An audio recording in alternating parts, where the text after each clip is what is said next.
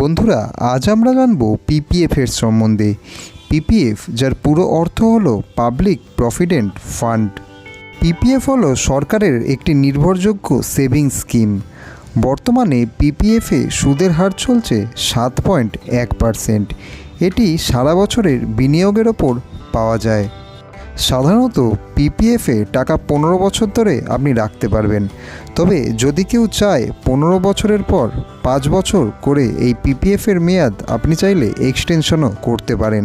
পিপিএফের প্রধান একটি ফিচার হলো এখানে কর ছাড় থাকে। কর ছাড় মানে হচ্ছে ইনকাম ট্যাক্সে ছাড়। ইনকাম ট্যাক্স আইন অনুসারে পিপিএফে কর ছাড়ও দেওয়া হয়, তাই পিপিএফকে করমুক্ত হিসেবেও বলা হয়ে থাকে। এই কর ছাড়ের কারণে অনেকটাই স্বস্তি পান ইনভেস্টররা। বন্ধুরা, যদি আপনি মাসে 10,000 টাকার পিপিএফে বিনিয়োগ করেন, তবে বছরে আপনি জমাতে পারবেন প্রায় 1.2 লক্ষ টাকা। বর্তমানে পিপিএফের সুদের হার অনুযায়ী আপনি যদি টানা 15 বছর বিনিয়োগ করতে পারেন, তবে 15 বছর শেষে আপনার এই অ্যামাউন্ট জমে হবে 18 লক্ষ টাকা। সুদের হারের হিসাব অনুসারে সুদ পাওয়া যাবে তার ক্ষেত্রে 13.56 লক্ষ টাকা। তাহলে 15 বছর শেষে আপনার হাতে আসছে মোট 31 লক্ষ টাকা।